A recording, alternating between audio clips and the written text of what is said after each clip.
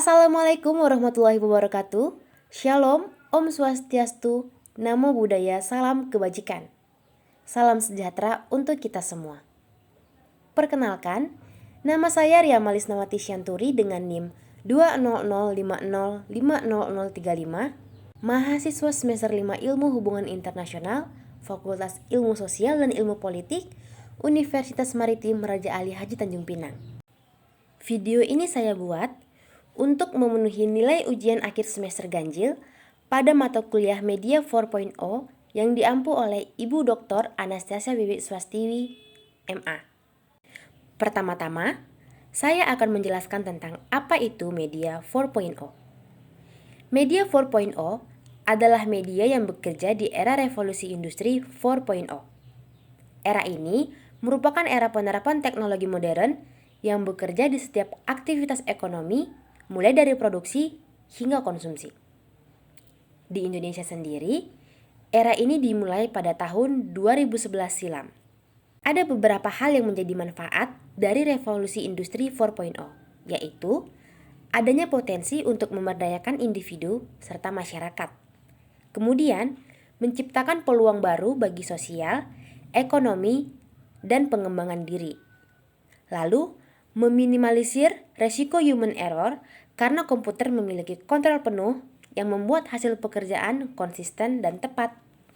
Sejalan dengan makna media sebagai alat saluran komunikasi atau perantara, Media 4.0 dimaknai sama kemudian dengan dukungan teknologi modern. Misalnya dengan menggunakan aplikasi kirim pesan, sosial media, web page, YouTube, aplikasi berita online, dan sebagainya. Lalu, apa pentingnya mahasiswa hubungan internasional memahami tentang Media 4.0? Dalam hubungan internasional, salah satu strategi yang sering muncul adalah strategi diplomasi. Terkait media sebagai alat diplomasi, ada juga yang disebut dengan diplomasi digital atau e-diplomasi. Diplomasi digital adalah pemanfaatan internet dan teknologi komunikasi informasi baru untuk meraih tujuan-tujuan diplomatis. Menurut Menteri Luar Negeri Retno Marsudi, ada 4 manfaat yang telah dirasakannya dalam diplomasi digital. Pertama, diplomasi dapat digunakan untuk menyebarkan pesan perdamaian, penyelesaian konflik, dan dukungan politik internasional akan lebih mudah melalui media sosial. Kedua, sebagai alat untuk penguatan kerjasama ekonomi dan perdagangan internasional. Ketiga, sebagai alat untuk melindungi warga negara secara lebih efisien, misalnya untuk pelayanan visa dan paspor. Dan keempat, sebagai alat untuk memajukan pembangunan, karena diplomasi digital menjadi strategi baru untuk meningkatkan komunikasi antar negara yang akan menanamkan investasi. Pada intinya, diplomasi digital membuat proses diplomasi menjadi lebih inklusif, transparan, partisipatif, murah, cepat, dan bersahabat.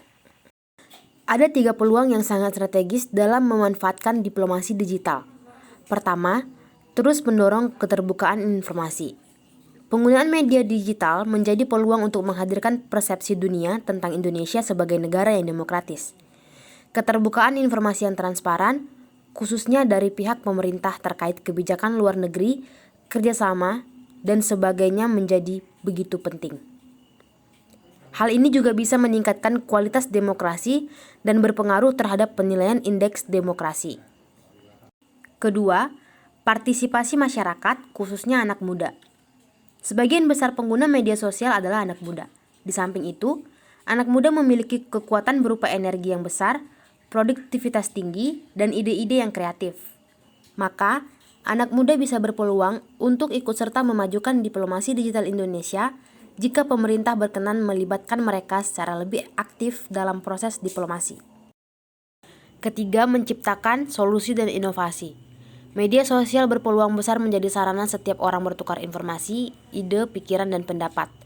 Dari sinilah media sosial dapat menghadirkan dan menciptakan berbagai solusi dan inovasi khususnya dalam menyelesaikan isu atau permasalahan tertentu dalam dunia diplomasi.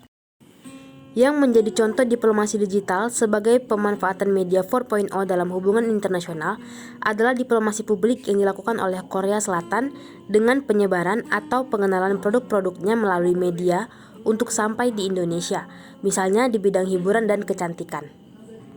Dari penjelasan tersebut, maka penting bagi mahasiswa hubungan internasional untuk mempelajari konsep dan penggunaan media 4.0 untuk kepentingan hubungan internasional itu sendiri.